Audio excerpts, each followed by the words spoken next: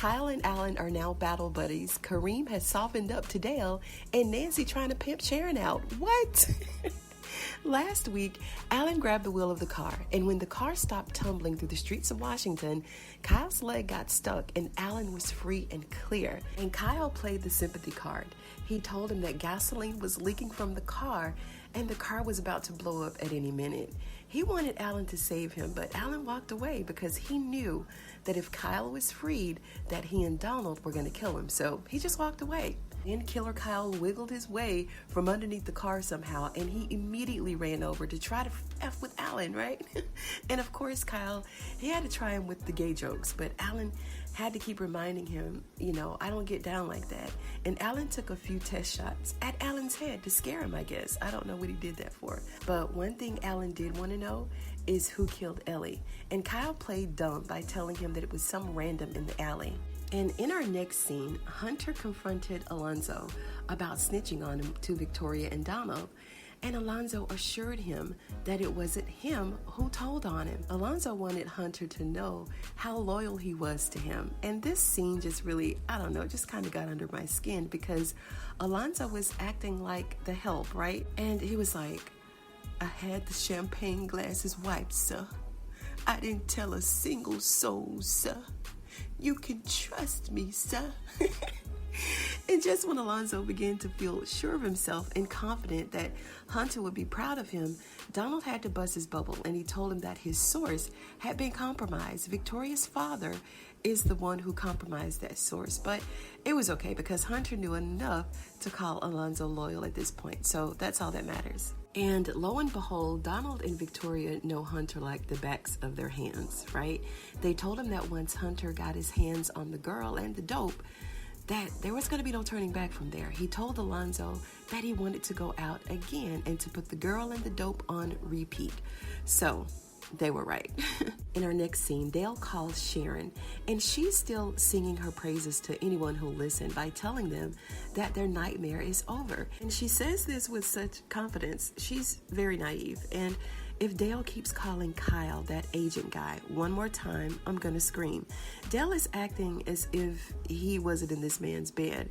He's acting like he never knew his name, like he's a stranger in the night. Why is Kyle now the agent guy? I don't know.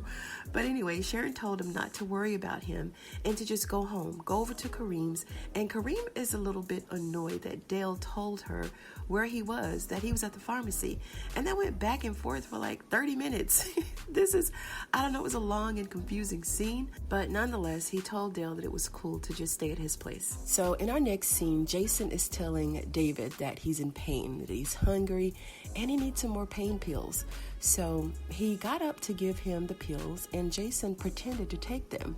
He took the pills out of his mouth, opened them, poured them inside of David's coffee, and stirred it with his fingers. Very clean and sanitary, right? Then he thanked David for caring for him. He complimented him on how good the food tasted and all that good stuff. So David wanted to know why Jason jumped, and Jason told him that he really wanted out. He said that jumping from the building was quicker and faster than other ways that he had tried, right? He told David that his mom was evil, that his mom hates he and his sister, and he hadn't gotten any calls, any text messages, no emails or anything from Gail, right? So then as they were looking at the TV, David went to turn it off because he told Jason that he didn't want to see what was coming up on the news. And what it was Jason's memorial. So Jason realized that his family and the entire world thinks that he's dead. He said that no one cares about him and that their life was going to go on. And David was like, look, I really don't care. If you're looking for a pity party, you're in the wrong place. So Jason is asking him what time he falls asleep. And David kind of caught on game. He was like, look, you can't go anywhere. You don't even know where you are. And don't get hurt trying to leave because you got to get through me. And Jason was like, you don't know who I am, sir. So Jason's going to get out of there some way. One way or the other, I really feel that he's going to get out. Then we move back to Alan. Alan and Kyle made it to Donald's place. And Alan is steady telling him that he didn't steal anything. Then when Donald came down, Donald's cool. He's got his drink in his hand.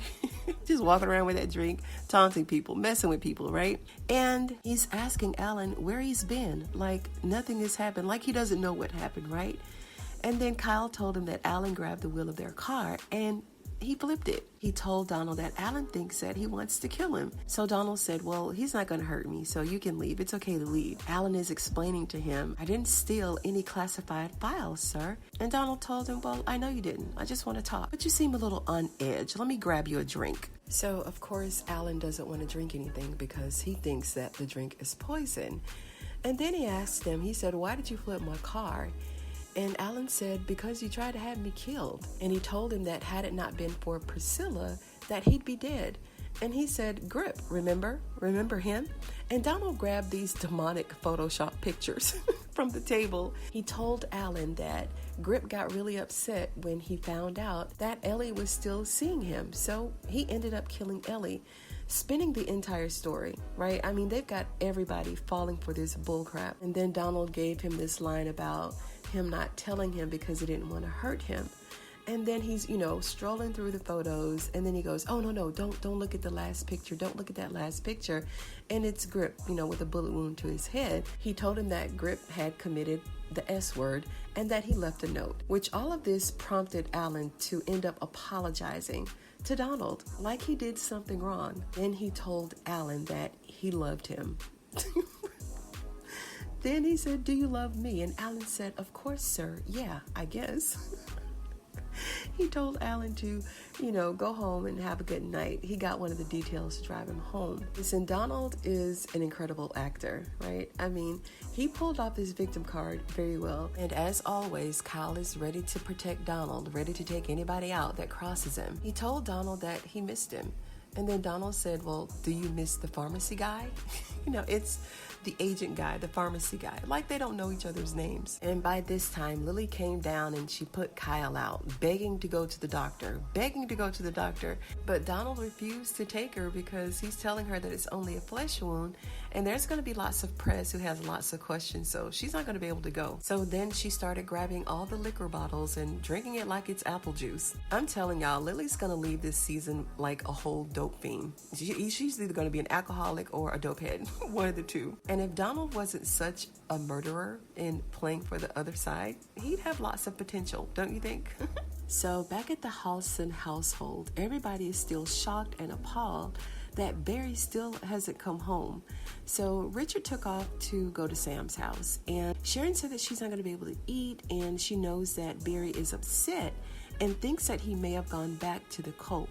But Nancy said that he knows better than that, because of what they did to him the last time. So with this, Sharon decided that maybe it's best that she goes back to Kareem's. But before she left, Nancy wanted to know if she had gotten any more calls from the president and wanted to know if Sharon had thought about what they'd asked her to do. And she told her, no, I don't want to trap the president. And then Nancy's like, girl, you can do it. You're a street girl. Witchtopia, of course, witch with the B. And what kind of stripper name is that? I mean, come on, who? Witchtopia? Really? That don't even sound like a stripper name.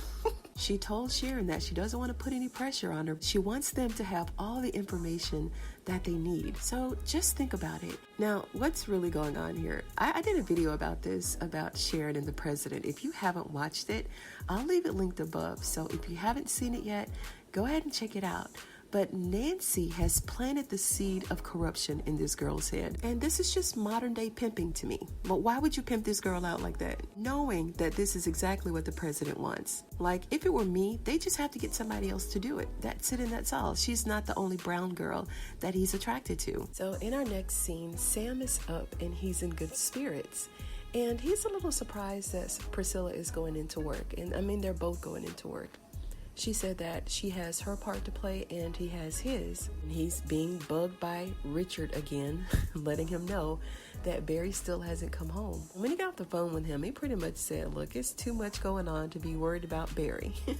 Whole lot of stuff going on. He told Priscilla that he appreciated the breakfast that she made for him. But Priscilla was like, I didn't make it just for you. It's for me. And this is what was left over, basically. But she did put it in a little container for him so that he could grab it and just go to work.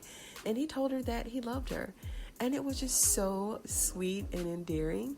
And she told him, don't start, because I think that he's breaking her down. He's breaking her down just a little bit. Well, I can tell you somebody who's not ready to go to work, and that's Simone. She came downstairs and not dressed to go to work. She told Eli that she's not going to work just to tell them that they were wrong. Eli was like, well, we made a mistake and we have to fix it. He wants Simone to go and stand with him. And is he drinking early in the morning? Is that a drink? It doesn't look like orange juice. Eli promised to protect her if Victoria got out of line. So she agreed to go.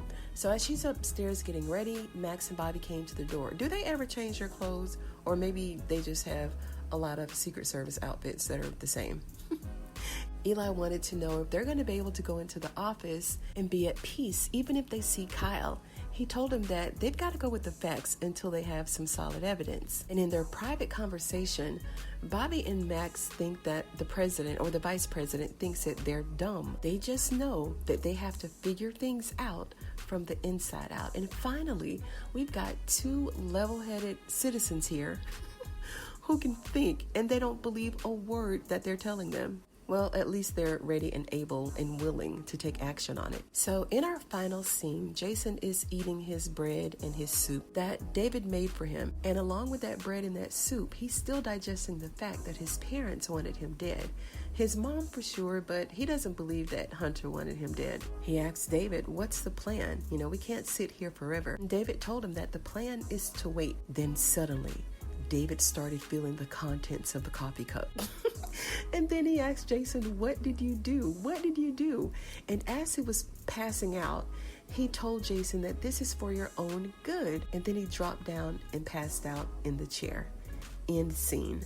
Now, I can appreciate this episode. It's moving forward a little bit. At least we've got Max and Bobby who were on to the vice president, and now they have a plan to move from the inside out to prove that they're under a corrupt administration. So we'll see what happens. And if you enjoyed this video, go ahead and give it a thumbs up. I'd appreciate it. And if you're a fan of The Oval, go ahead and sub to the channel because I'll be breaking down videos just like this one all the time. Thanks once again for tuning in, you guys, and I'll see you on the next one.